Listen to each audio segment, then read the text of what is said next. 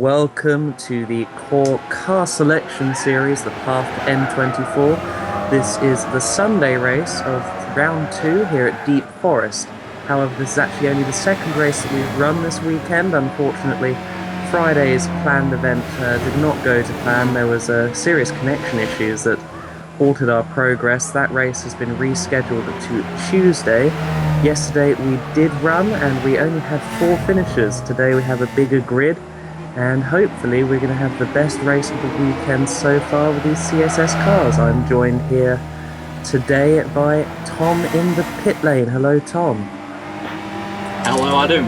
It's shaping up to be a good race. As you say, we've had technical difficulties with the previous 2 races. First race anyway. And I'll be in the pit lane. Yes. Yeah, you will be in the pit lane. Hopefully we're going to have Cameron back soon as well. He said he'll be with us shortly, so hopefully I am here and join in. I am but here. You are here. Hello, Cameron. Yes, I am. Okay, Let me run through the grid positions for today's race. Yes. So in first position we have GTP Kane from Made for Racing, who was set up by Pikey Mikey yesterday, who led a pretty good race and won despite lots of people having difficulties. Then we have Future F1 in the KTM. And look at this, we've had a little moment here already. Just sorry to cut over you there, but we had one of the Portuguese drivers there in the KTM was just in the middle of the road. I think he distracted Future F1 and we are about to go green here with one of the cars out of position. Rolling start should be... We are underway here now, yes, and Kane has the inside line. It's Nightfire PT who looked to be out of position. He should have been starting back into position now, but he should be behind and... Oh, no, he looks like he's staying in second. That could lead to some raised eyebrows later on today. We're hearing that the KTMs can't see each other. This is a similar issue that we had yesterday with... GTL Lucas, who unfortunately disconnected. That's the P24 driver from yesterday. He could not see Pikey Mikey, which deprived us of a very good on-track battle, actually. So the 2 KTMs, Nightfire PT of Team Morphine and Future F1 of Team Inferno, they cannot see each other at the moment. So unfortunately, another connection issue today. Kane has got off to another good start. We're getting used to seeing him just belt away from the pack, although for this race the specs have been shifted slightly to make racing a little more equal. We have all the cars except the Mazda have been made a bit faster, so we should see that perhaps Kane might be being troubled as we head into the next hour and a half of the race. Definitely, and here's Johnny B 1990. He's up to second there. You just saw that he was 4th a couple of corners ago. He just made up 2 positions, partly because of spin from Future F1. Future F1 3 is people in the pits already. Yes, as is Nico Dennis and PP123. You have 3 people in the pit lane after 1 lap, so a bit of drama going on here at Deep Forest early on. Looks like our Clark is down a bit on the rest of the pack as well. That's interesting. We were told that Future spun, but where did maybe PP and Nico came together somewhere? I'm not sure where that would happen, but seeing it's the first lap, everything's going on, it's quite difficult to see what's going on. Now, so of course now we have Johnny B 1990 in this CCR Honda NSX, and he's going to take the fight to GTP Kane in that Mazda. He looked like he's staying with him. I'm not sure, he may have even gained in the first sector, which we see Future F1 and the other 2 guys behind him have just come out of the pits. They're quite far down. This is not the start they would have wanted for the race. But remember, we've still got an hour and a half of racing. Anything can happen. Oh, definitely this early on. And if anyone knows that Future F1 yesterday, he had a very, I wouldn't say boring race. I say it's uneventful. He kept his nose clean. But because he kept his nose clean, he managed to end up finishing second. So we're going to talk to Tom in the pit lane. Tom, can you please clarify what just happened on the first lap? Yes, we had Future F1, Nicodemus, and PP123 all in the pits for damage. Do you know roughly where they actually spun or hit the wall or hit each other? Do you know where that's happened on the lap? No idea so far. We'll have to see after the race. Yes, I'm sure that someone from the core team will catch those drivers for interviews later on in the week. Hopefully, maybe this evening. Keep an eye on the core Facebook page for more on that. Hopefully, have some good driver insights after this race today. So, here's Nightfire PT. He's currently lying fourth. He seems to be doing quite well for himself so far.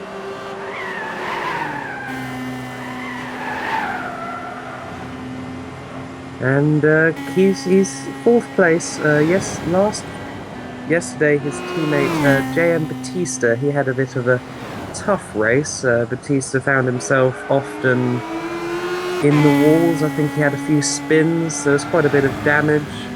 4 pit stops compared to the 2 of Pikey Mikey, so I had to make a couple of extra stops due to, we presume, damage, of course.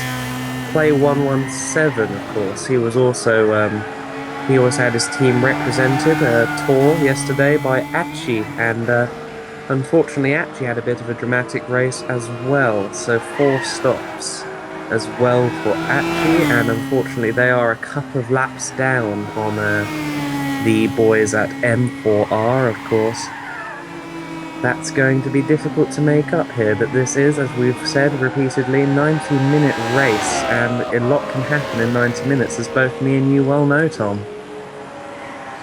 Yes, we've seen races that have completely not gone to plan and just really, really good racing, and we don't know the outcome of today before it starts. That's the nature of racing and endurance racing. It's a good thing it's like that, because you wouldn't want it all to be predictable right at the beginning. You want to at least have some things that could always change.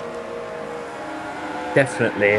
Variables are one of the things that make endurance racing so popular for so many people. It's unpredictable and it's, strategic, and just a very interesting process watching these drivers an hour and a half and representing their team. It's one of the complexities of the sport that makes it so interesting for everyone involved, and I think Johnny B 1990 is closing up on it looks like he is GTK. catching. It's slowly but surely he's chiseling away at the gap to the Mazda, as we see Clark is challenging Nightfire for 4th place as we head down through turn 9 and up onto the back straight.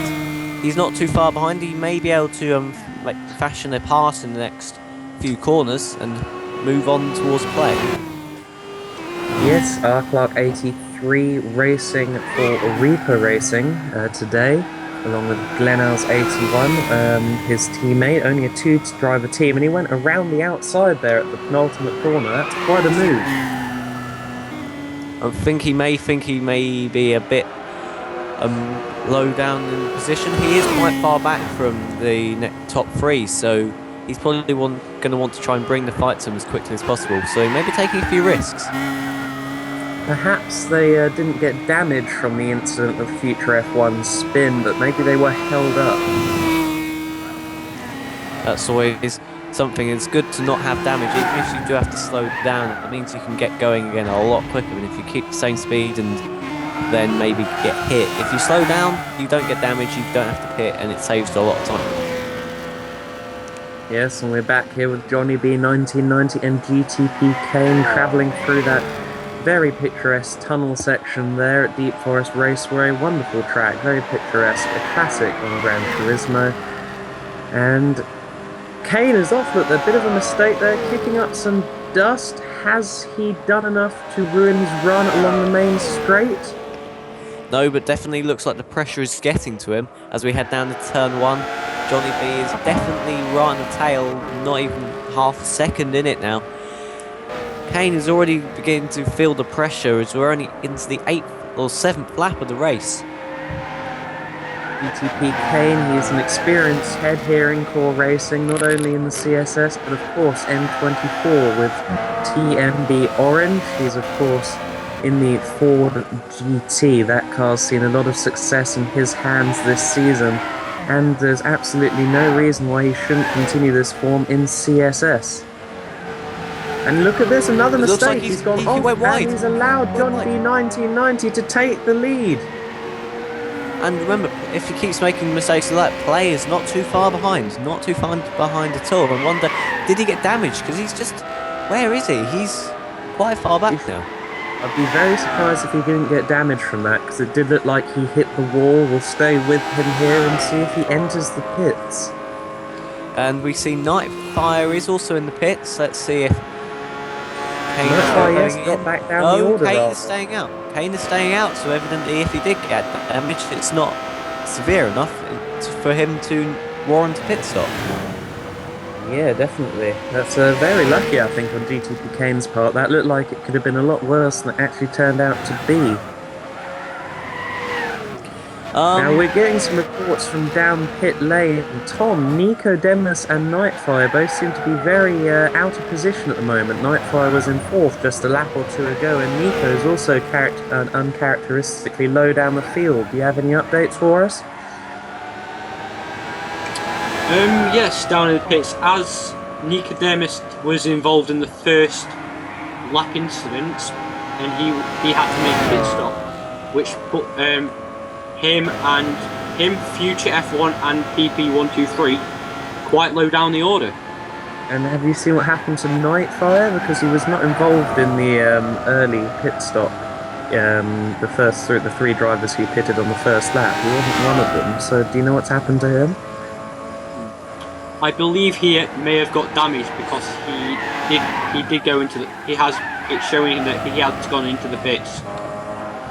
Okay, so obviously there's been a small hiccup there for the Portuguese driver. It looks like Nico Demus has overtaken PP, though, for 6th place, so he's definitely beginning to work his way back up the field, which he really wants to do as quickly as possible, because he's nearly a lap down on Johnny B, and it's only lap 10. And talking of being a lap down, Nightfire PT is about to have to yield, and allow John B 1990 through, which he does very well. Good on him there, found a good position and a good place on track to allow the Honda NSX through. And of course, yesterday it was all looking so good for CCR. They had Memto 89 behind the wheel of this NSX. And unfortunately there are a few incidents, there are some spins, and then there was a disconnection about 45 minutes into the race. So that's unfortunately put them on the back foot for today's proceedings. It's never good for a DC for anyone, especially if you're in the lead by a good margin, which CCR were. And speaking about the little PP Nicodemus battle, it seemed that, at least to my eyes, PP was off the track as he was defending from Nicodemus, who went through around the inside. So I'm not sure if that's going to be caught up, or it's just me having a weird camera angle on things. But that's so very interesting that pressure is getting to him. It's very easy to accidentally cut that concrete area around turn 4, turn 5. And look at this, PP123 looks to be closing up visibly here on Nico Demus along that first section of the track. Of course, it's very twisty and should suit the KTM to a T, and it looks as if he's using that to his advantage, although on the back straight there, he does look to have fell back slightly more again, so it looks to be a battle of car characteristics out there. Oh, As he it has looked a big like moment there. got a Whoa. bit out of shape. Just a bit out of shape as he came out at turn 14 and down to the little hilly back straight, heading back into turn 1. He's a bit further away to Nico Demus as he was last lap, and now we're looking at Kane. He's still out there. I'm not sure how far away he is from Johnny B. I don't think he's that far behind though. Tom, do you have any news on that? There's about 6 seconds between Kane and Johnny B. Okay, well there you go then. 6 seconds, very doable. There could be a good battle out here for the lead very soon. As it seems that Kane is now coming up behind Nightfire for the second person to lap him. Already Nightfire isn't having the greatest of races. And he looked like he went a little bit wide. Yeah, he looked like he went a bit wide out of turn 5. but he's still just closing a bit up more- towards Nightfire. Yeah, closing up on Nightfire. Hopefully Nightfire makes it easy for Kane as he did for Johnny B. And Tom, who's quicker on track out of Johnny B and Kane currently? Johnny B seems to have the advantage as his best lap is around. His best lap is a 1:12.6 and Kane has a 1:12.8, so it's very close. 2/10 of a second. Okay, not bad stuff there. So both drivers seem to be very even. Obviously, these tracks are these cars are very evenly matched after the BOP update over the last fortnight. Yes, indeed. And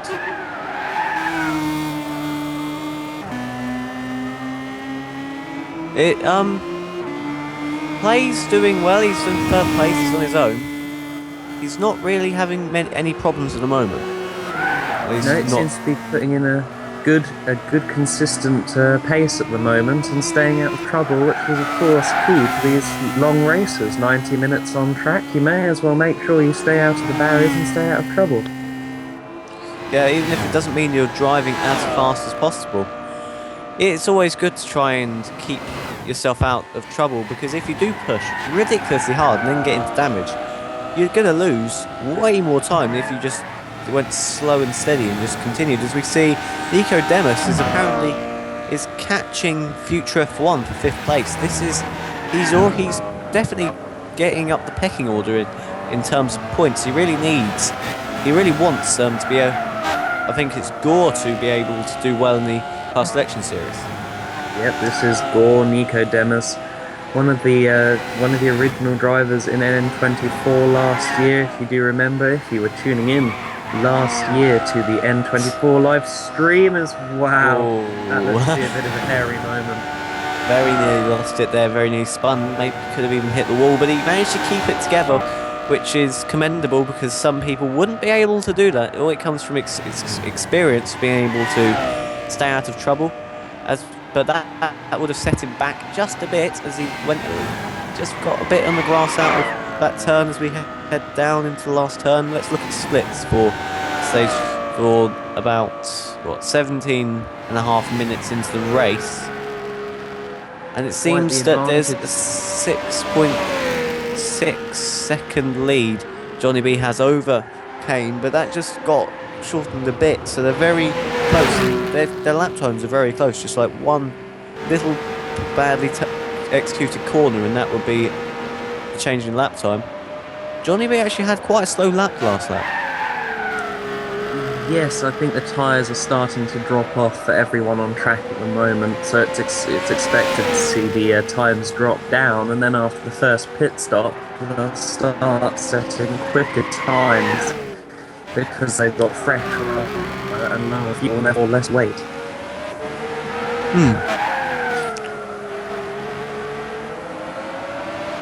As we see, Johnny B's out of trouble. He's in the twisty middle sector where I think the MX-5 and the KTM are actually shining very well. And it seems apparently we're being told that the Mazda and the Lotus both hold their tyres much better than the rest of the cars on track, and we'll definitely see it in the next couple of laps.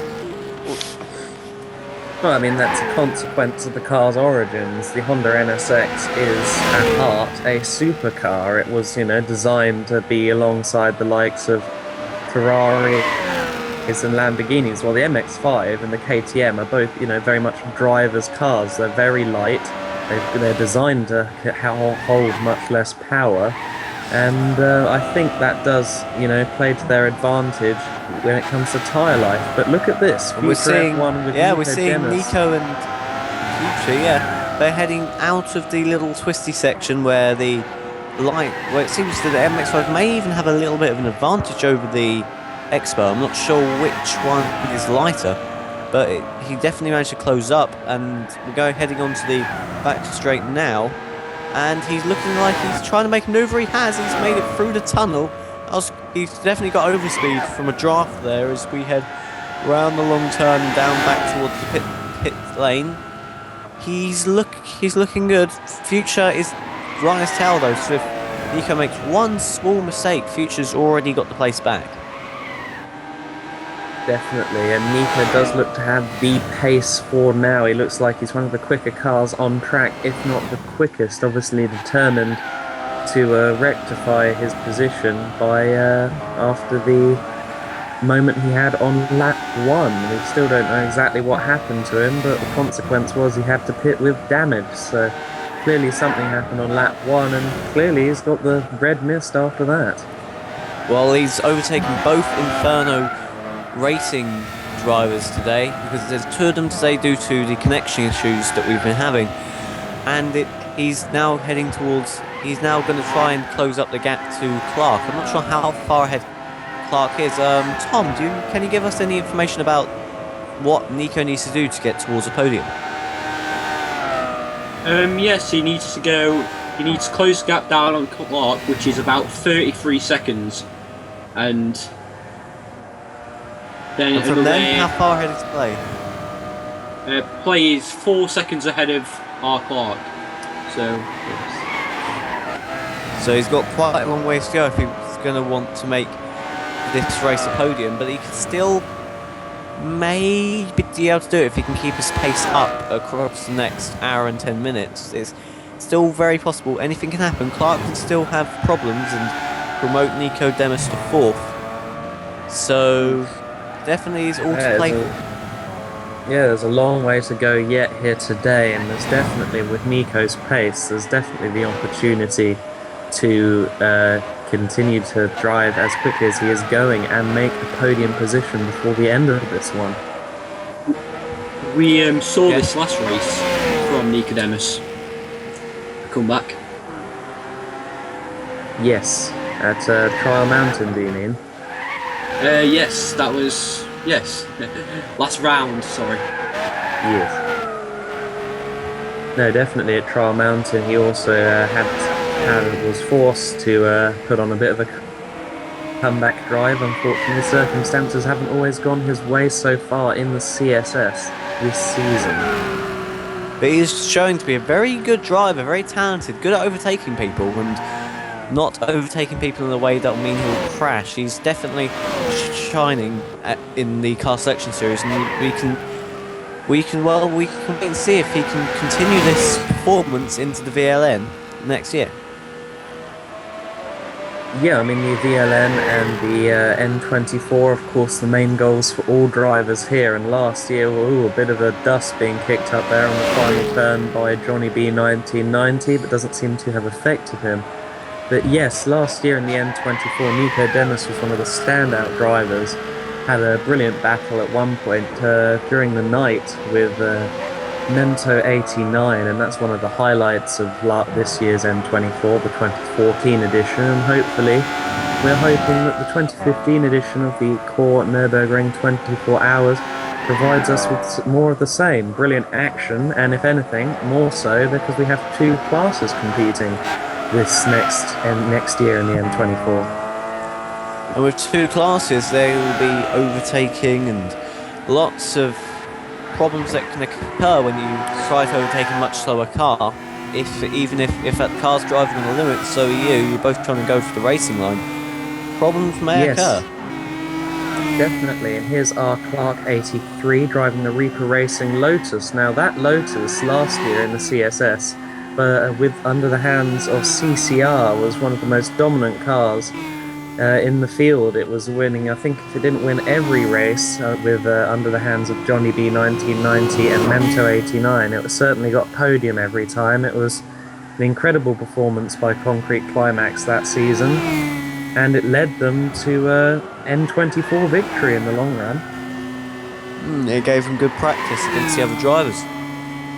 Definitely. I think what our Clark is currently trying to do is try and close the gap to Play, begin to apply the pressure. Maybe Play can then make a mistake, and then our Clark wouldn't even have to do an overtaking manoeuvre, and he could just drift on through. Yes, just hearing from Core HQ, obviously they have all the results archives and everything else. CCR won 3 out of 5 races that season in the humble little Lotus, and they also won one race in the Lamborghini that was also a part of the CSS that season. So there you go. Keeping up to the facts, of course, CSS was, the start of CORE. CORE came into existence during the CSS season last year, so this series is a big one for CORE. 1 year anniversary coming up soon, as a matter of fact. And we see Play is not too far ahead of Clark. I think Clark is beginning to do what he needs to do to close the gap, and then Play will begin to feel the pressure. And he's gone off. He's gone off feeling quite the badly, pressure. actually. Yeah, feeling the pressure for sure. You can see Clark is right behind him now. That off there will not have helped him a bit. No, and maybe that is enough, for our Clark to know he's putting the pressure on his opponent, and he's maybe thinking that, well, I have something to take advantage of here. Let's close up to the back and put more pressure on Play. But how much pressure can you apply before you make a mistake and then you lose it all? So it's a fine line. You try too hard, and then you make the mistake. So we see he's keeping it up in the twisties. Looks like both cars are identical except for slight suspension differences, but pretty much the same. Play, the gap. Or Clark seems to be gained a bit on that lap. But Play now knows that he's being caught by Clark, and that could make for some interesting racing. As we head probably into lap 23, we'll probably see the two of them going at it, dicing, and then we may even see some excitement with damage or offs, or we have no idea. It's complete. This is endurance racing at its best. Definitely, and I think that within the next lap or two, we are going to see these two drivers right nose to tail. So look forward to an exciting battle here between identical machinery. Of course, there might be some differences in terms of setup, but in theory these cars should be among the closest match on track, purely because they are the same car. Yeah, and also their setup wouldn't be too different, because on the whole what you do is you set up the car for the track and then make minor adjustments. As we see, Clark is right now on the tail of Play. Play is gonna have to begin to turn up the dial up to 11 if he wants to keep his third place and not give it to Clark. The little Black Elise is chasing hard. Chasing very hard indeed. He's going to try and get a good run here off the last corner. He's looking up the inside. No, he's not. Is he going to get a good run off the turn? Both stay off the dirt. He will have a slipstream. Will he make an out-braking manoeuvre into the first turn? I don't think he's quite close enough, though. Well, he might be, actually. Oh, look, he is. He looks like he's trying it. He's trying it.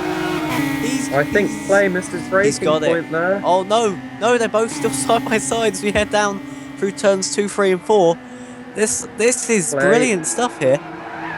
Clark's got third for now. Yes, he's got through. Play has yielded and allowed him to take the position. That was a very dangerous place to go too wide, so I think Play was thinking about the long game there more than anything else. Going too wide through that section of track is a very interesting experience. As we see, Nico Demas and Future F1 have both pitted.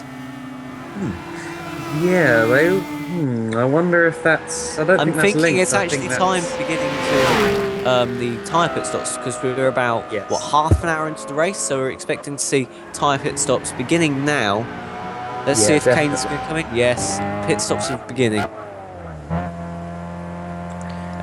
Kane's in. Johnny B1990 is not, so Johnny seems to be able to go longer on the tyres, which is an interesting little note.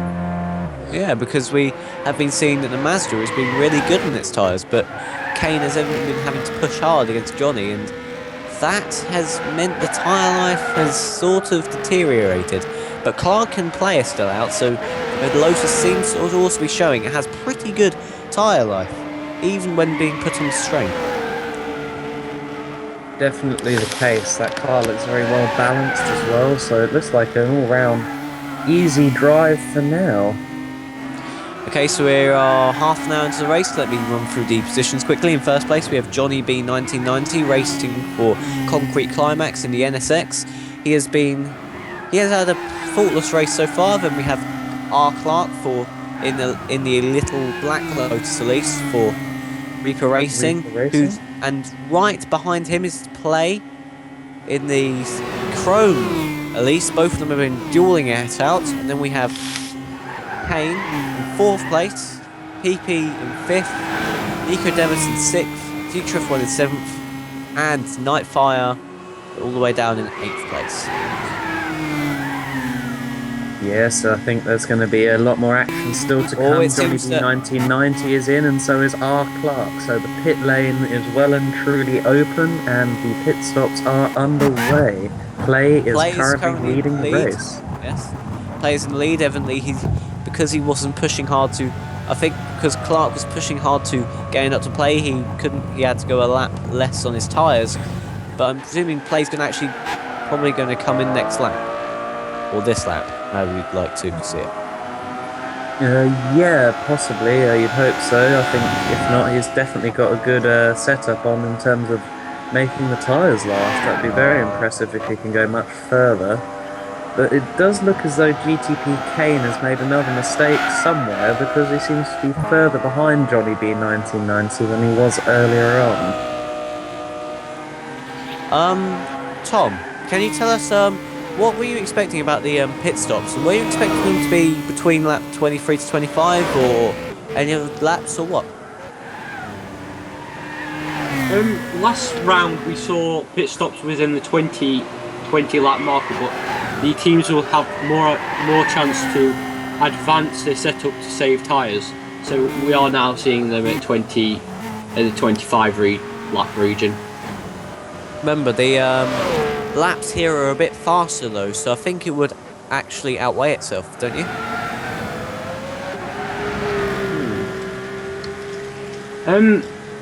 Yes, and I do believe there is the equal amount of pressure on the tyres as well, so that could be a factor. Also, please remember that if you've got any questions about timing or any general questions about the race, put it in live stream on our Facebook or on our Twitter. Can't remember the hashtag, so. CORE CSS. CORE CSS. Always hashtag CORE CSS, hashtag CORE WEC. It all depends on what championship we are watching here today, and yes, today is the CSS, so hashtag CORE CSS. I am manning the Twitter, so if you have any questions, feel free to send them along. Yes, so we see Johnny B is out in front now. It seems that Play has pitted in the lap that I expected him to. And I think that's Nightfire behind. He's had to relap Nightfire, I think. Yes, and obviously Nightfire may be going a bit longer on tyres purely because he's out of sequence with everyone else. Pitted about 7 or 8 laps in, and it looks as if here we might either have an inter-team scrap, or we might have, well, team orders perhaps. Future F1 and PP123, of course, both part of Inferno Racing, and they're getting rather close to each other on track at the moment. They are. I don't hope there's no team orders. I hope we just see a natural play-out fight, but obviously team orders do have to come into play eventually if it's beginning to affect either their racing or begin to danger their position in the race.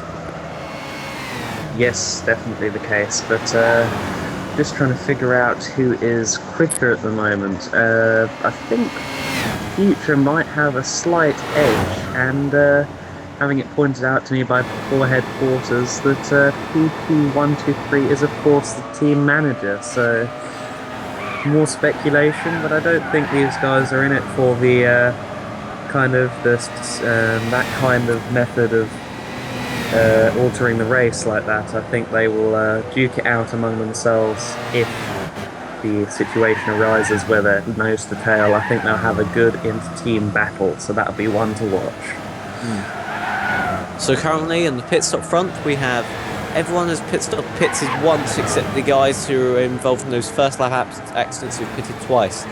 And Johnny B is only now about 6.5 seconds ahead of Kane. So that's what we were seeing before the pit stop. So maybe Kane's begun to respond to the fact he was further behind coming out of the pits, and he's beginning to try and catch. Definitely, I think GTP Kane has absolutely nothing to lose. I think he has every reason in the world to try and push and take this win today. Yeah, so he wants to try and keep Made for Racing's 100% win record in the CSS so far. That is a big record, obviously, to uphold, and it looks to be helped at the moment by the fact that Johnny B 1990 just made a bit of a mistake, and it looks as if Kane is much closer to the NSX now. Yes, look, you can just see him there in the back of the camera shot. Looks as though Kane is much closer. Battle for the lead impending, Volks. Yes, he's beginning to pressurise Johnny B. Johnny B will head through the little timing splits and beginning to see when Kane is, how quickly Kane is closing, and that's gonna. Oh, he looks like he went off a bit out of turn 5, and he's beginning to feel the pressure as we see Nightfire is in. I think that's just for a standard tyre pit stop because he did have damage at the very beginning of the race, not on the first lap, but about 3 or 4 laps in. So he's having his first proper tyre stop of the race. He's a bit out of sequence, not that really is horribly affecting it because it's only a couple laps, and we're hearing that there's no damage on John, so John may be Johnny may be able to push back ahead because he was lapping faster than Kane was before he started making a couple mistakes, but Kane is still really close up behind. So we've got all to look out for. Definitely GTP Kane will have the visor down. He will be trying all he can to get this lead back that he had very briefly earlier on, and he's doing very fast laps out on track at the moment, so looks as if he's closing up further and further to the back of that NSX. Tom, do you have any views on what's going on at the moment between the two drivers? Yes, I do. In fact, we've just had GTP Kane set the fastest lap of the race so far with a 1:12.4. That's 0.2 quicker than Johnny B. It's the fastest lap. What was Johnny B's last lap? His last lap was his personal best at a 1:12.6. So this is going to be very quick as times. hard as they can. Fresh tyres, of course, lower fuel, it all adds up to a slightly quicker car. The car does get quicker as the race goes on here. It looks like PP and Future F1 is... Yeah, they're closing up again. We still may be able to see that inter-team battle take place. Inferno Racing are going to have to see how much they're going to risk battling, if Future F1's going to yield, or the two of them are going to go at it for laps. We're not sure. It's risky to go at it for laps, but if you're confident in your drivers, you can do it. And this is the thing, you'd thought the two drivers do trust each other since they are teammates for one of the most prestigious races in Gran Turismo in general, and you'd have thought they trust each other, but perhaps, a little bit of doubt. You never really know what's going to go through these drivers' minds, but regardless, what we could see here is a very good battle. It's always good to see two drivers in identical cars, particularly when they know each other so well. Yeah, they know each other's strengths and weaknesses, and they'll be able to dodge each other's blows in some respects. It could get very interesting. Could get very interesting indeed. Those KTMs, I think, they look very good. I like the look of those cars.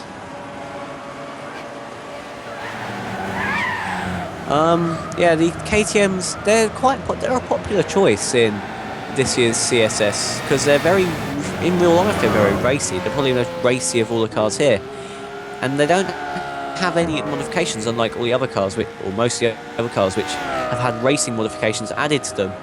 They're just pretty much stock with a couple power upgrades and ballast ballast and all those little things to make it a bit more balanced.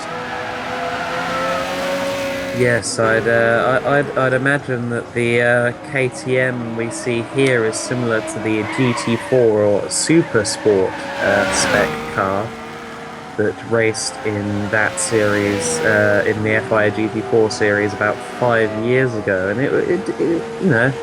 it did relatively well for itself in the series. It was consistently winning the Super Sport subcategory of GT4 that unfortunately wasn't as popular as it could have been, but it definitely had pace. I do remember that last year, actually, in the Supercar Challenge series, a KTM had to be very heavily restricted because it was simply way quicker than anything else on track. And Nico Demas is in the pits. Yeah. So damage Is that most scheduled? likely. I don't think No, that's because scheduled, is it? it wouldn't be scheduled. He has another scheduled pit stop in what? Another 20 minutes as we hear Nightfire's spun as well. So, ooh, interesting. Yes, Nightfire spins in Sector 2 of the track. Now, depending on which part of Sector 2 that was, that could have been quite a risky one. There's some high-speed sections on this track as the inter-team battle has begun.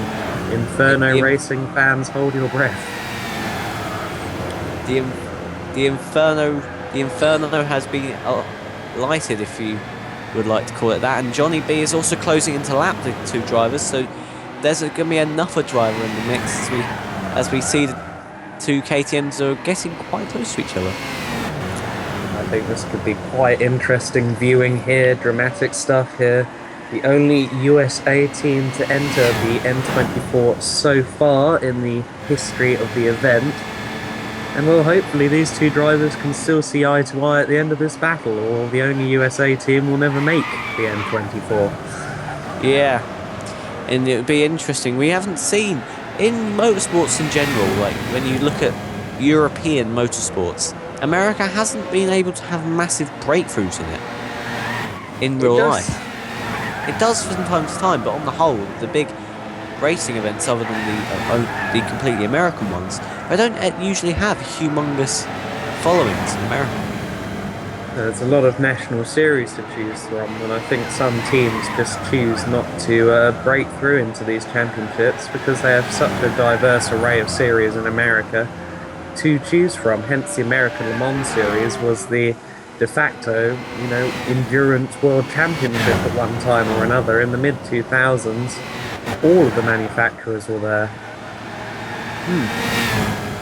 Obviously, we've had breakthroughs in America. We've had from America, such as the Corvette Racing Squad, the Dodge Vipers. We've had American success. It looks like Future F1 has just. I was going to say Future F1 was getting away a bit from PP, but that's just been completely turned its head. It seems that PP is right on Future F1's tail. Does look that way, doesn't it? I think actually the gap has extended ever so slightly between the two in the last lap, but I don't think it's anything remotely large, the gap between them. I think it's within a tenth or 2/10 of a second here. Future F1, very consistent driver. Be interesting to see whether he cracks under the pressure from his own teammate here. Well, I think he may have done at the end of the last lap, but he's beginning to mount the pace again. But was that one mistake he made enough to tip PP into the zone to make him overtake? Yeah, I think that he's lining up. I think that perhaps on this next run we're going to get a similar to what we saw from Nico earlier on. We're going to try and get a good run along the straight and perhaps slipstream and try and outbrake into the first corner. It was actually, I think it was R. Clark and Player 117 earlier on. Apologies for that, but yes. It doesn't look like PP is close enough. No, it looks like Future F1 got a bit of a better drive out of turn 14 down onto the main back straight, and that's all important. The fastest part of the circuit, the straight, you need to have a good drive out of it, and Johnny B just in the background there quickly appearing in camera shot on the PP's Yes, PP setup is better in the twisty sections, while Future's setup is better in the more sweeping sections. So it's interesting to see how the driver's own personal styles are playing out here.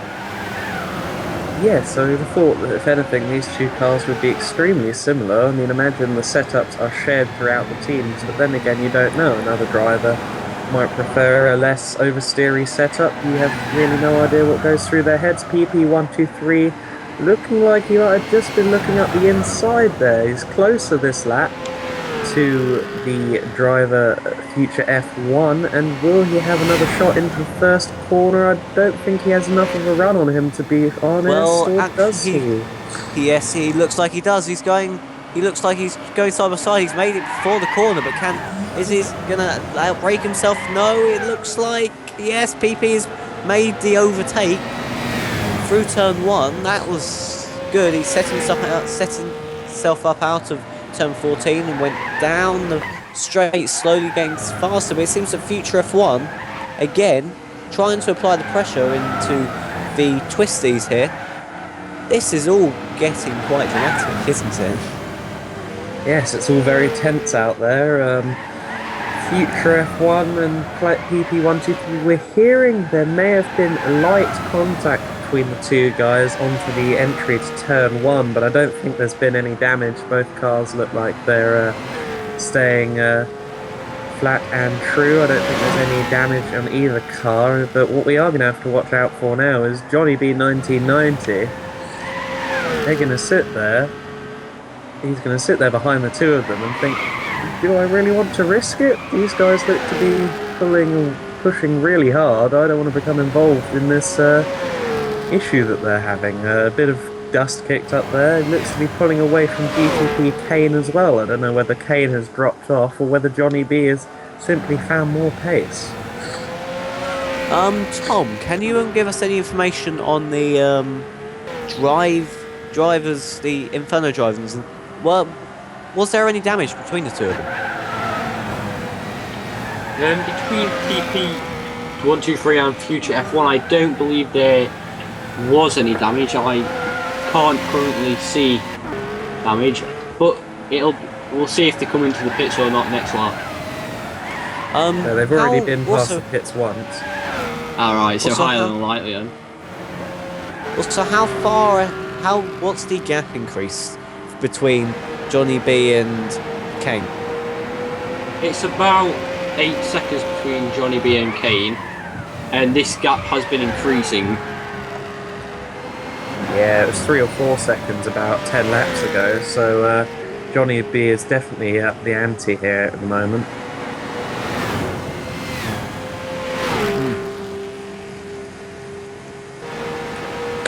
Well, it seems... Well, Johnny is right behind the two of them now. You see the lights being flickered in Audi LMP1 fashion there. Get out of my way. I don't want to be crashed. I don't want to crash into two list cars that are smaller than mine.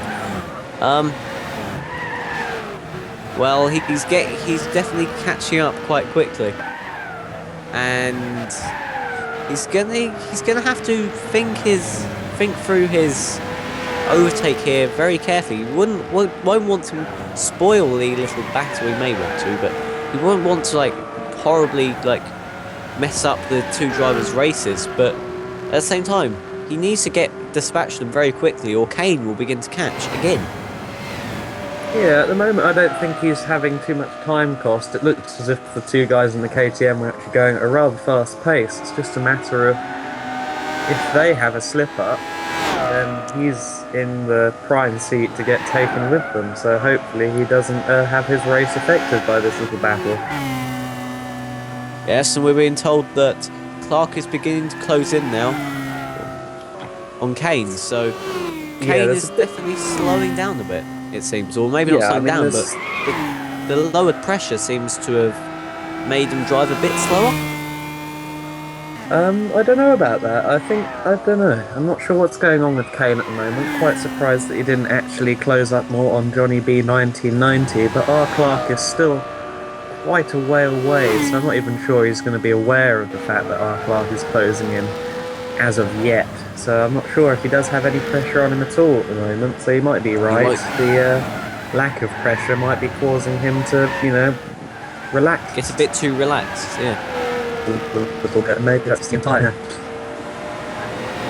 As we see Johnny B's lapping, it looks like a little bit faster, inching closer and closer to the two KTMs of Inferno Racing, who haven't had any other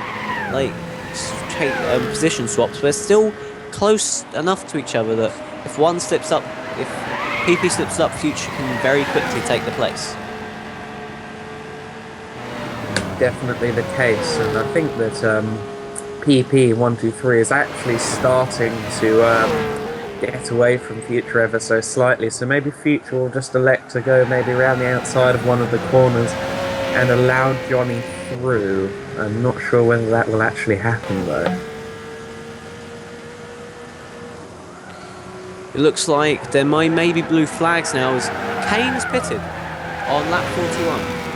Yes, Kane is in and John is through. He's past Future F1, so perhaps some blue flags, but that does seem to be an early pit stop for GTP Kane, so you have to wonder whether or not that's actually a scheduled stop or whether he's come into grief somewhere around this track.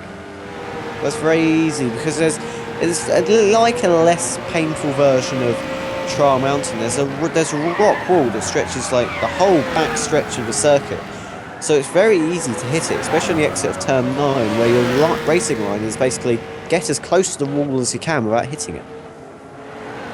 That's always the aim here at this track, and Johnny B is in as well, so maybe I don't think that the pit stop for Kane was unscheduled. I think that they might be going for 3-stop strategies here. They put him about lap 23 last time, so it's a bit earlier than it was before, but maybe they pushed slightly harder, I don't know.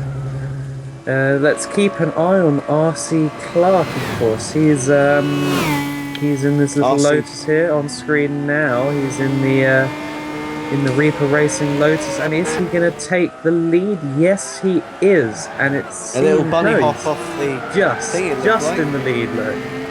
You want to do 1990? If the two of them seem to be having, if Kane and Johnny seem to be having a 3-stop race, then Clark can gain so much time from this. If he's doing a 2-stop, he's got about 20 seconds in the bag from the race. Definitely, yes. He's now in the lead, but not by much. You've got Johnny B 1990 on those fresher tyres. I think it's time for another battle here, ladies and gentlemen. Well, it looks like Johnny B is trying to sniff around the outside of turn 9. That's a very risky manoeuvre as he heads. Looks like they're going parallel down the back straight. Did not just allow Johnny through? No, I don't know. I think. Oh look, Clark's going. Although he's getting the cutback. Yeah. It looks like. Is he going to take it? That's no, not quite. Not enough. Not so close. So close one. I think that just ahead of them there, Nightfire had a bit of a moment on the last corner. I think he had a bit of a moment there, and his what's going on here? Did Play just make contact with Nightfire? I think he might. That's what we're being told. That's what we're being told by CORE HQ. It's buzzing in our ears. Yes. I'm not sure if there's any damage. Tom, is there any damage to Play or Nightfire's car? I'm looking at that now, but it's not very accurate, so I don't believe there is, but we'll have to see when they come into pits. That's the only way of knowing. But there's also, you can just look at the characteristics of the car. Play certainly looks like he's still got full control over his car, so I think he doesn't have any damage.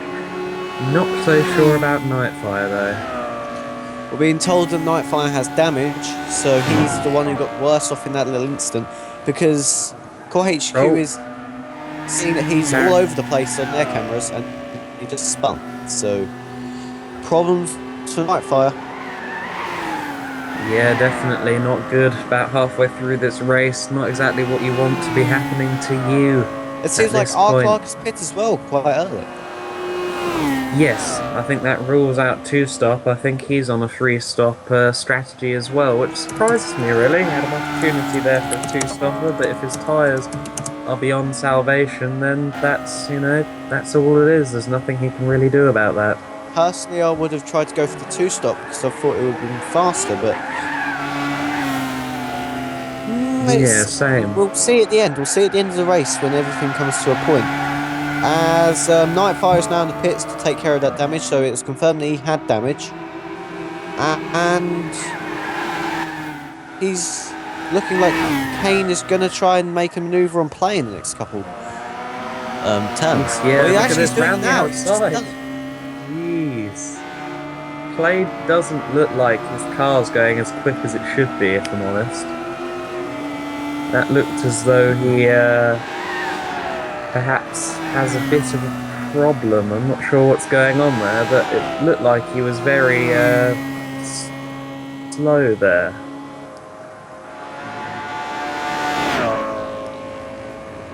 Oof, oh, look at that. Oh, barrier contact.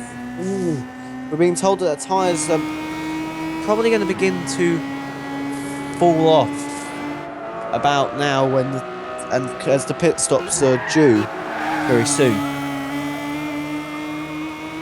Yes, I think that the pit stops will soon come into effect. And of course, as you say, the tyres, they do drop off. You do lose some pace, but I'm not sure what's going on with play. He just seems to be losing a lot more than the 3 seconds a lap you'd expect him to lose on older rubber. Maybe with the setup he has, it's very dependent on fresh rubber, and if he has a bit less than fresh rubber, it could see some problems. I mean, potentially, yes. I suppose that's the only logical explanation. As we see Johnny kicks up a little bit of dust in turn 13, turn 14 looking good. Kicks up a bit more dust there, but he's keeping it nice and relatively tidy. As we see he heads down the back straight towards turn 1 on his own, where Kane seems to be quite...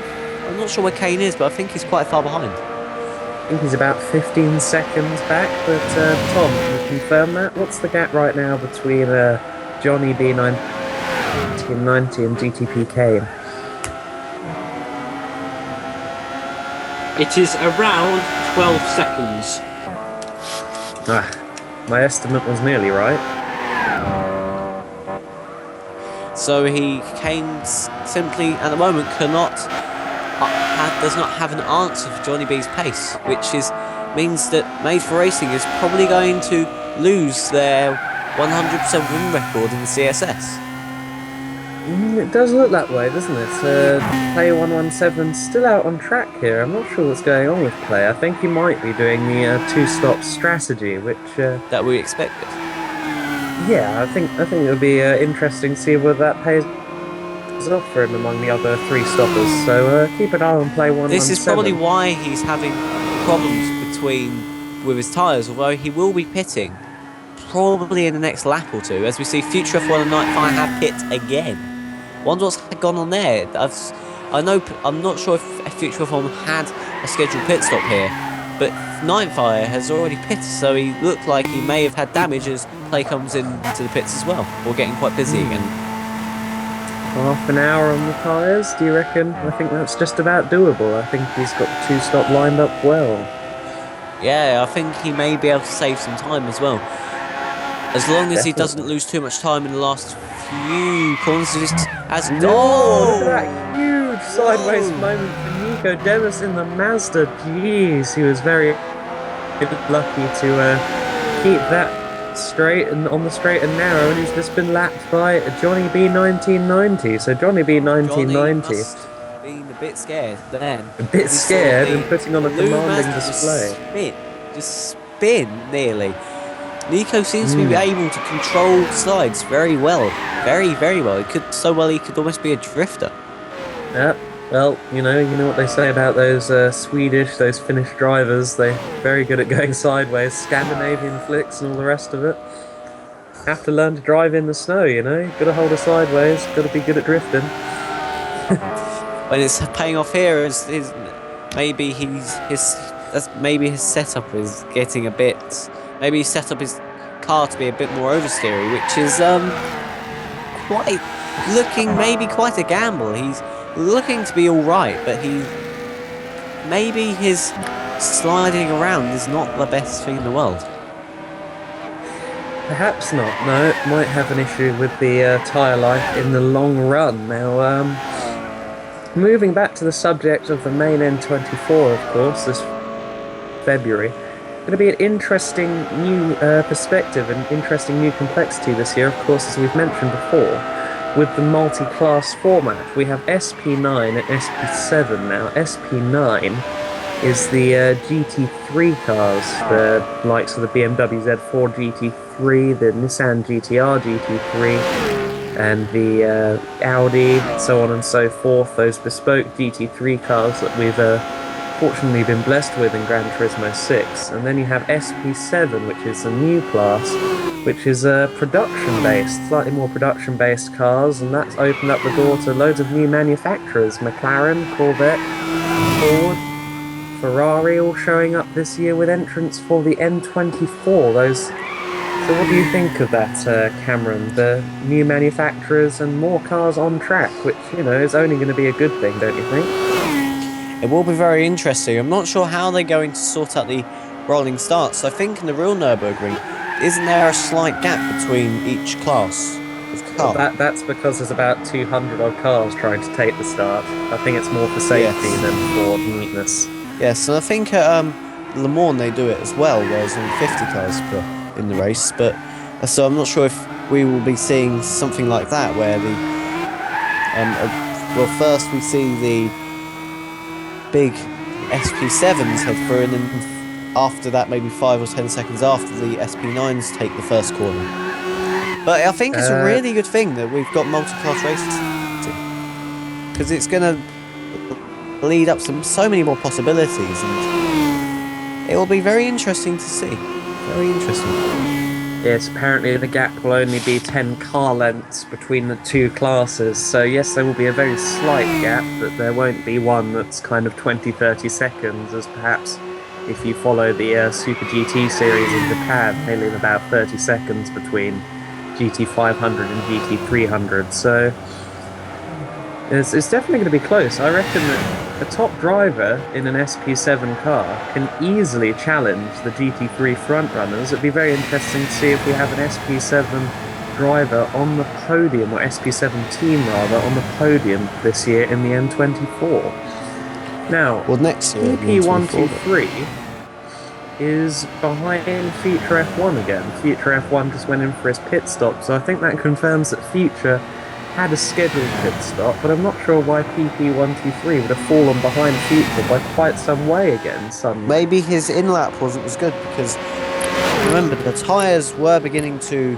drop off around that time, so I presume his in-lap wasn't as good, and therefore he probably found it a bit more difficult.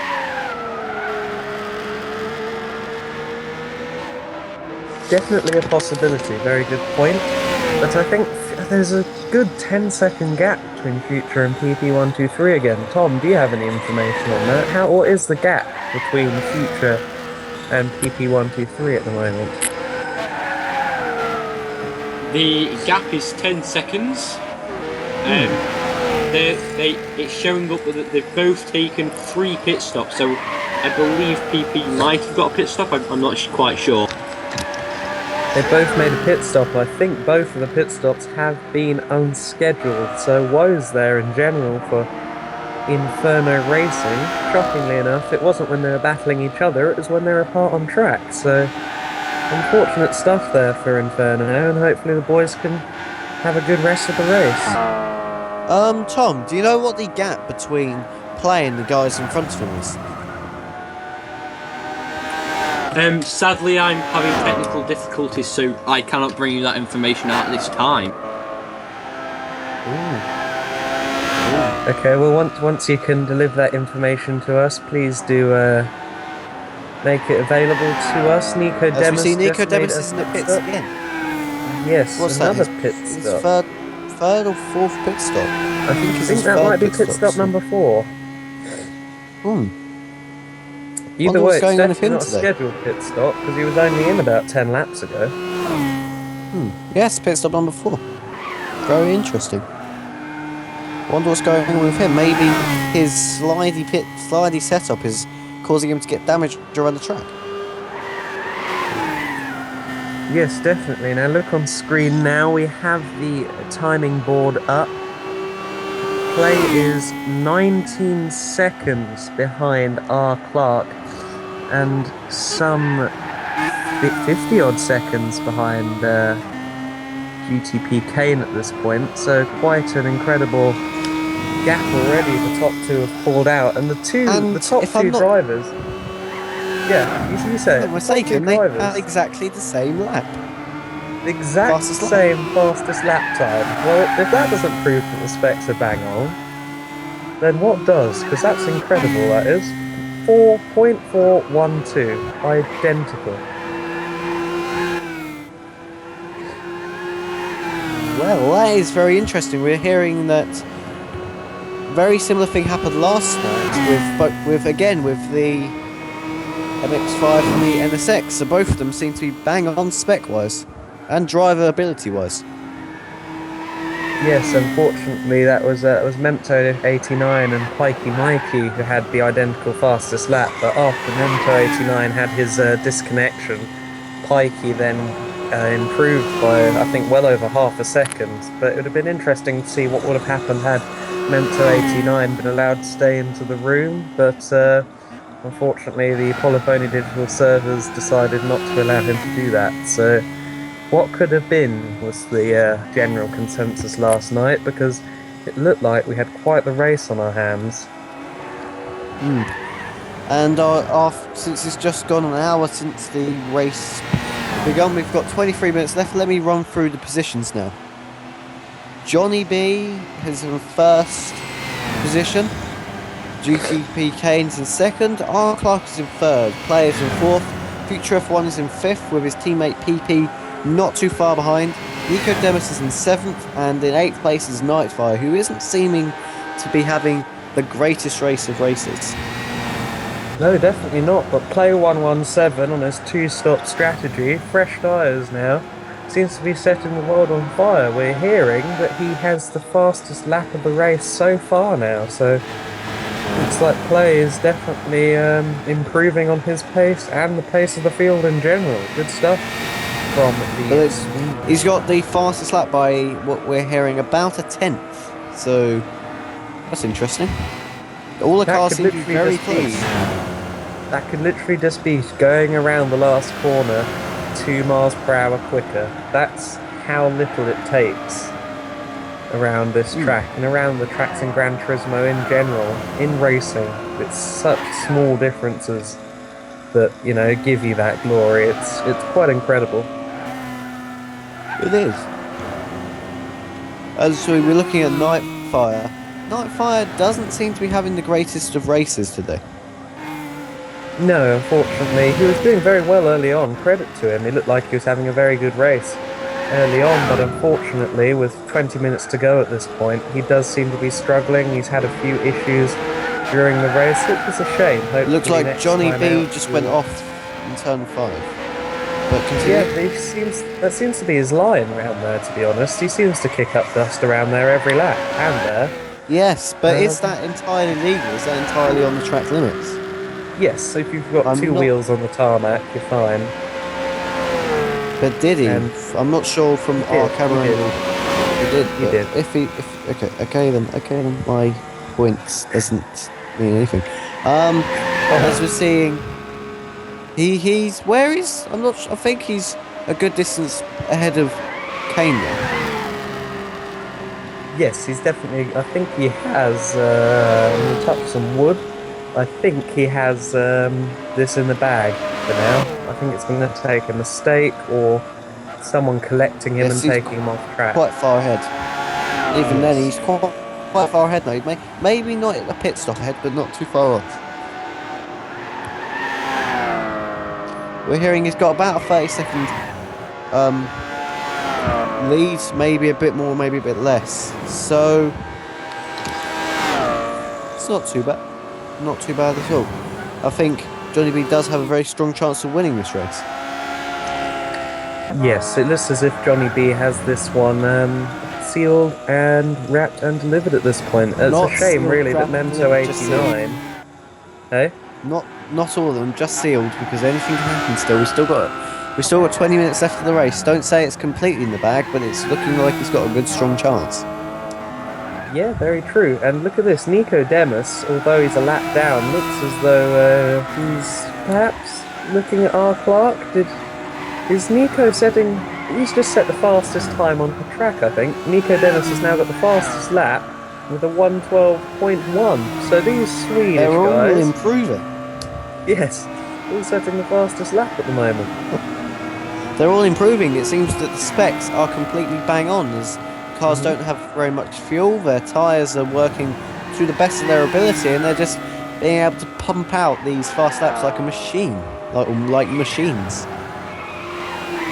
Yes, definitely. And look at this, R. Clark. Oh, look at that, a bit of smoke there going into the corner. I reckon that Nico does look like he perhaps wants to get ahead of R. Clark. I'm not sure whether the Scotsman will be so pleased to allow him through, though. It seems that PP is just in front of this little group here, so PP's also in line for a bit of a lapping. Well, that's part of the problem, I think. Nico sees PP, who's only 2 or 3 seconds ahead of him on the road.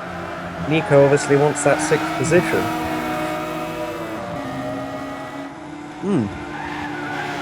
So that's what it is. R. Clark is in the middle here. He's found himself in the middle of a bit of a battle. And Nico's going wide. Jeez, that was a bit of a moment. Whoa. And whoa! Oh. What happened He there? looked like he tapped off the back of R. Clark and went and tapped the R. wall. Clark may have found the well. wall. Don't think R. Clark did, but I'm pretty sure Nico Demus did. That was close. Yes, Nico did hit. No, Nico hit the wall. found the wall. I'm not sure it's not slowing him down at all, so it No. evidently doesn't have damage. As he's going side by side down the main straight, it just made him go even faster, it seems. And he just unlapped himself as we head down into turn 1. Yeah, he wants definitely PP. wants to attack PP123 and future F1. I think he wants to take on Team Inferno here. Oh, look at that! GTP Kane! What's happened there? GTP Kane! This means R. Clark is up to 2nd position. GTP Kane having a big moment there. We're not sure what happened to him, but sideways and in trouble here. He nearly hit this little group here. They barely avoided him. It seemed that PP had to go right off track in order for avoiding action. But R. Clark and Nico Demus didn't have to go so far because Kane had moved out of the way a bit. But that was close. That was seriously close. Could this cost GTP Kane his podium position? It doesn't look like he has damage, but if he has damage, he's going to have to make the pit stop, and he might lose out to play 117 here. What a dramatic moment! And look at that, he is pitting. He's made the pit stop, so clearly he must have damage. Play 117. Play 117 is about to be gifted a podium position here. What an incredible turnaround what an incredible turn of events. I mean, is he close enough? Hold your breath, ladies and gentlemen, he might just make it. Yes, he's gone through. So, that is very interesting. It's very interesting. A rare slip up there from GTP Kane. And looks like elsewhere Nico's got on past track, PP in the madness on track here at the moment.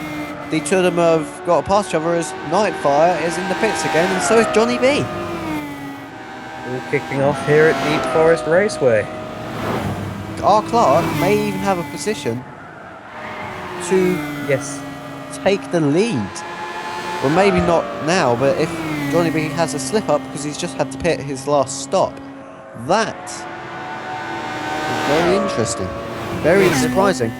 And if R. to make these tyres last the last 15 minutes, he might as well He might well take the lead here. Will Johnny B come out ahead of R. Clark? Turn 1. Oh God, everyone's R. at Clark turn has one. kept...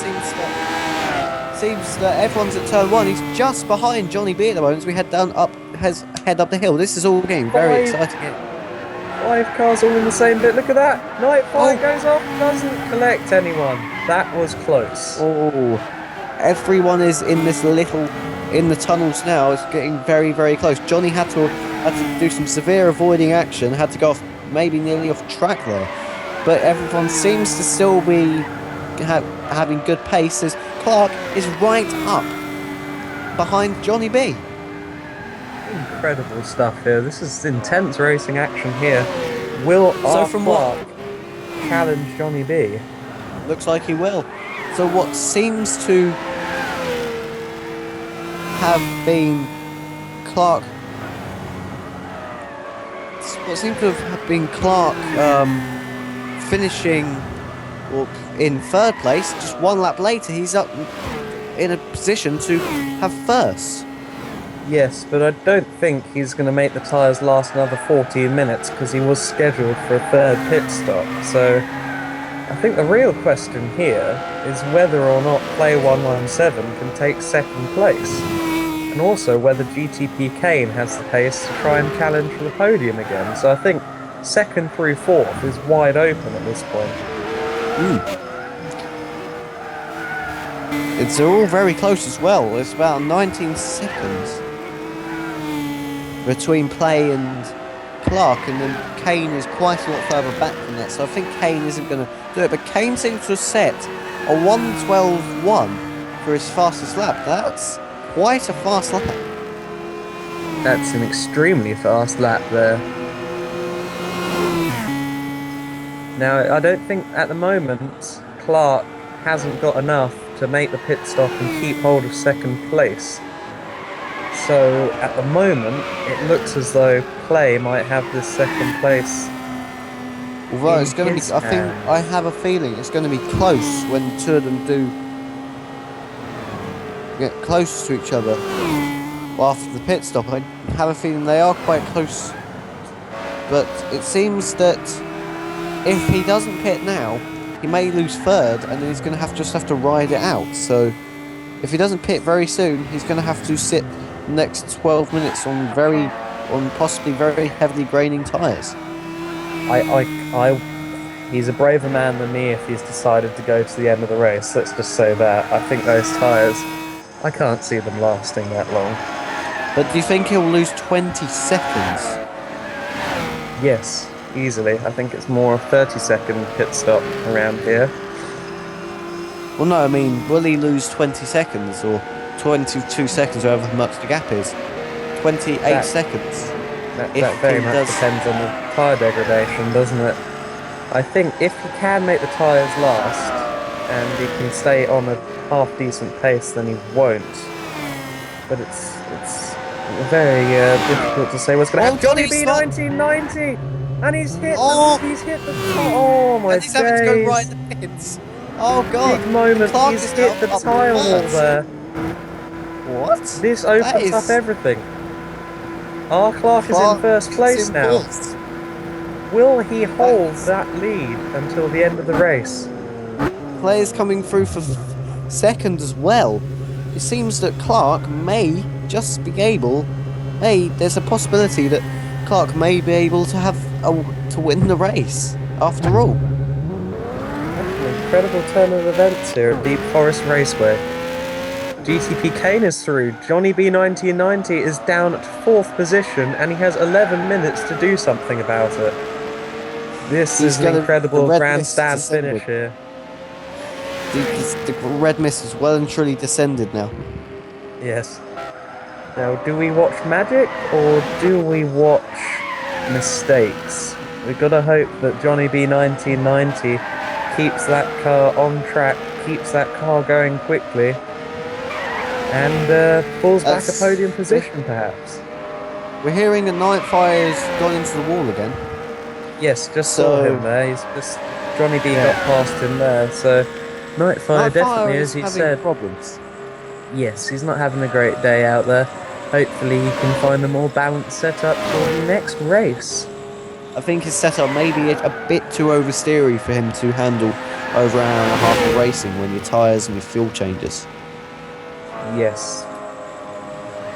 Now, Tom, um, can you give us a update on the gaps and times of the top 4 drivers, please? Yes, okay then. The gap between R. Clark and Play, I believe, is 20 seconds, if I'm correctly saying. The gap between Play and GTP Kane is 3 seconds. And the gap between GTP Kane and Johnny is 3 seconds. So if Clark pitted, he'd be down in 4th. yes, that's why I think he might just try and hold He on might there. just try and go balls to the walls and try and hold out for the next 8 minutes, which he very possibly, or 9 minutes, he very possibly can do that if he can can handle a slightly slidier, less grippy car. I think That's it's the going to question. it's going to be very close. He's either going to be a winner or he's going to be in the wall. And at the moment, I'm not sure which. No, neither is anyone. Yes, oh gosh, I don't know what to say about this. Very difficult to predict what's going to happen, but I think at the moment it's a fight for second place here. Play 117, GTP Kane and Johnny B 1990. 3 very rapid drivers, all very close to each other. Yes, and then you'll have the people further behind, one looking at their screen, seeing all the drivers switching positions, wondering what the hell is going on. Definitely the case. It's always interesting if you are racing to see you do wonder missing. What's going on the other half of the track? Wish I was involved, or maybe I wish I wasn't. Yeah. I'm glad I'm not involved. So Depends on if you're hungry for positions or not so. And this Yeah. is just showing that CORE over the last few weeks has some really brilliant racing. it does seem that with M24 approaching, with WEC approaching the kind of the deciding moments, you know, the last few rounds of the championship where championships are won and lost here for the teams and the drivers. They're seeing a lot of great racing. And M24 and CSS is also seeing incredible action. We've got new championships being launched. We have the Bathurst 1000 coming up. CORE is going through a true golden era at the moment. You could say that, you definitely could say that, and it's not a bad thing at all. We're seeing some really, truly brilliant racing with some of the greatest drivers you can find out there. And they're all at the limit, and they're not really hitting each other. Tom, can you give us the gap to the top 4 again? We need to know where each driver sits. And look at this, though. With the battle on track at the moment, I don't think we need the gap from second to third, do we? Because No, it's very close. It's very close indeed. 2 tenths. Let's just see what happens here. Tom, hold off on the gaps a minute second. I think they're going to have an overtaking move. Kane is going to go around the outside. This Surely is not. risky. This is very risky. Well, he's actually got the move done before he even got to the corner. So what's the gap now between R. Clark and Kane, Tom? Around 19 seconds, so it's going to be impossible to catch up, I believe. Clark is beginning to drop off now. Clark is beginning to drop off. How about Kane and Johnny B 1990? Will Johnny B 1990 perhaps catch up to Play before the end of this race as well? The gap between Kane and Johnny B is 11 seconds, and the gap between Johnny B and Play is 2 seconds. Johnny looks to have made a mistake though, because he's suddenly a lot further back.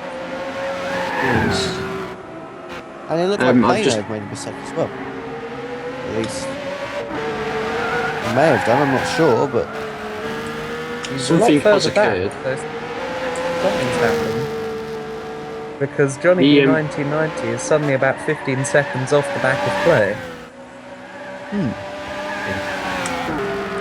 Maybe the pressure just got to him. Perhaps this is the case. Perhaps he's pushing slightly too hard for his own good. And look at this. Nico Demis Future and F1 and Nico Future Demis. F1.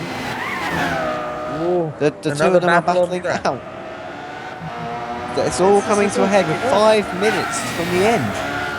This is Yes, it will now. Nico have enough time to find the overtaking opportunity he needs to take that position from Future F1?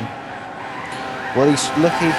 He's going to the left, to the right. He's ducking, weaving everywhere to try and see if Future F1 leaves a little gap open, just the smallest MX5 size gap for him to get through.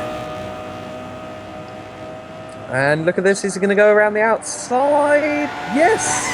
Oh no! Not Yes! sure. Oh, yes, maybe. I'm not sure they're side by side. No, he's Future F1 has through kept with. position, but Nico Demis is going to have a good run along the main straight into turn 1. Nico on the slipstream. Side by side. Oh no, does he have to overspeed? He might do, I'm not sure, no. But yeah, it looks like he has. He's battling I the don't think late he's gonna breakers as we make it head around into the turn outside. 1. not gonna No, make it they're around the still outside. really close, and they're heading up towards turn 2, 3 and 4. Still very close. It's ducking and weaving again, just 4 minutes left of the race. Nico Demis is running out of time to regain the position. He lost just a lap ago. Yes, he lost turn 1 last lap, but he almost regained it there on the approach to turn 1. Alas, it didn't quite work out for him, but he's got another at least 2 or 3 laps to try it. He looks to be extremely close. He's not going to go around the outside here, is he? No, definitely not. No, that would be think he had- insane. Because of the rock wall, you try and get as close to it as possible. I wouldn't even dream of attempting a pass around there, the outside, unless you could get it done in the first part of the turn. Yes, Tom, Tom, what's the- updates on Clark and GTP Kane. Is our Clark losing a significant amount of time at the moment?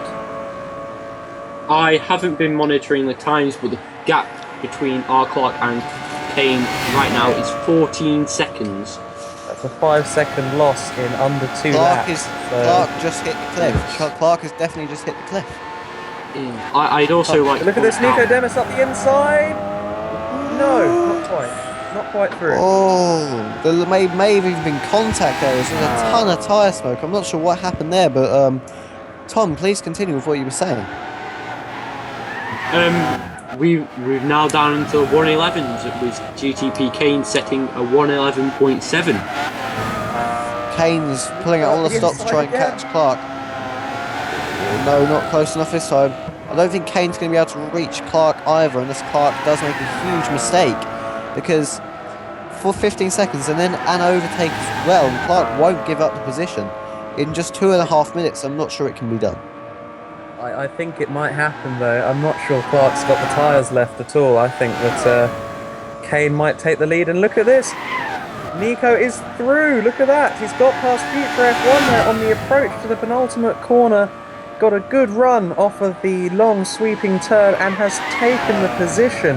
But it looks like Future's looking sneaky around look for at another that. Nico had a overtake. moment. No, he didn't. Oh, Contact. they're weaving. It seems that they hit each other and they both lost a bit of speed there. Future F1 lost a little less speed. Nico's just traded the place back. He's had to give the place back a half spin from Nico Demis there. You saw him. I thought he did exactly what Johnny B 1990 did about 5 minutes ago. He just went straight off the left screen. But he managed to save it. Just managed to hold it. He's turning out this race to be the holder of the slides. Yes, definitely living up to the pride of Scandinavia at the moment. But will he get the position back? What's the Tom? Can you give us the gaps between Johnny and Play, please? The gap between Johnny and Play is around 4 seconds. Ooh, so that's a developing battle at the moment. We've got a minute. He's not going to be able to overtake her. At least I don't think he will. It is What about, rapidly increasing Clark? though. What about Clark and Kane? That's around 11 seconds. Another 4 seconds Clark, off the time. Clark looks like he's got it though. We've got all of 40 seconds of racing left. I don't think Kane's going to be able to catch in that, plus the rest of the lap he's got to do. And I'm not sure that Nico Demis has it in him to get this fifth position back, unfortunately. It looks He's as got though... about a lap to do it. He's got a lap to do it. There's maybe one or two more chances he has, but he's dropped back a bit. I don't think he's going to be able to finish fifth. But he's put up one hell of a fight to Future F1 over the last few laps. It seems that Future F1 went a quite little wide there. Yes. And they're getting very, very close again. We've got all of half a lap till the finish. And Although they've looking got at another Johnny full B. lap to do.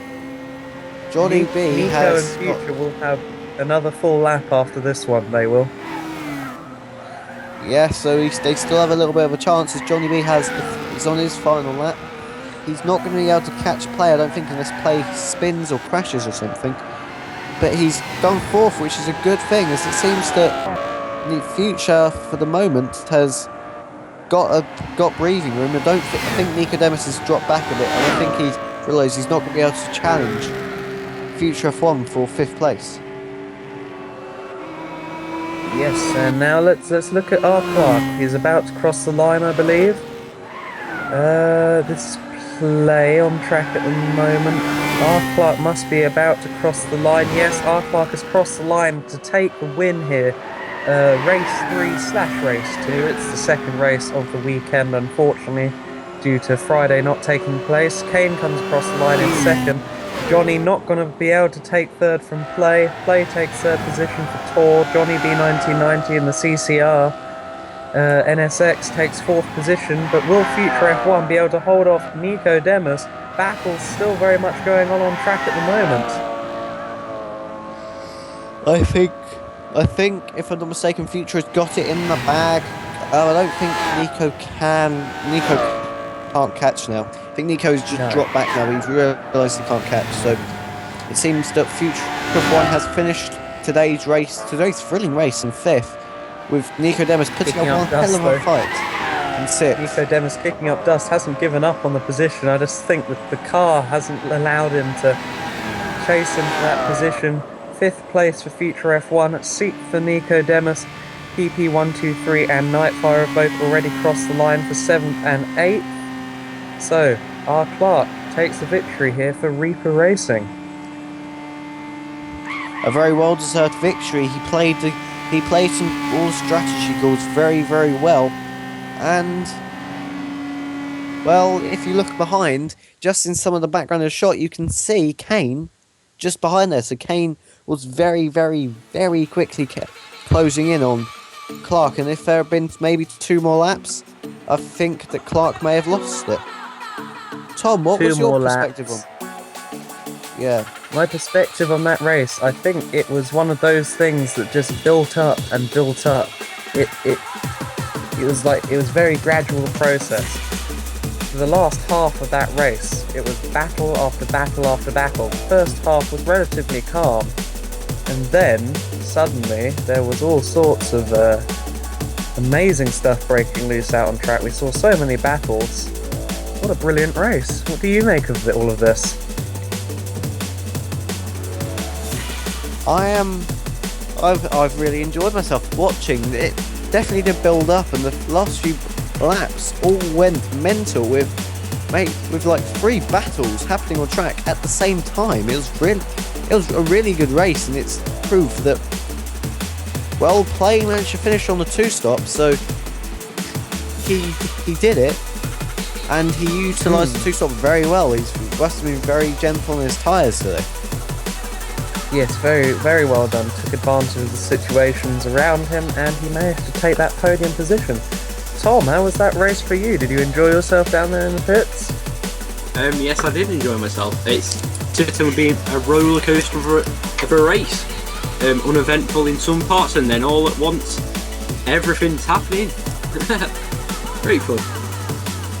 Yeah, definitely. And of course, all this is great for Tuesday, of course. We're going to have the rescheduled first race, which has now, of course, become the third race. And in theory, that will be on live stream as well. So keep your eyes out on the CORE Facebook page for the announcement. Should be live streamed. It will be live streamed, I'm being told very furiously down my ear. It will be live streamed. So tune in Tuesday, 8 PM for more from the core CSS.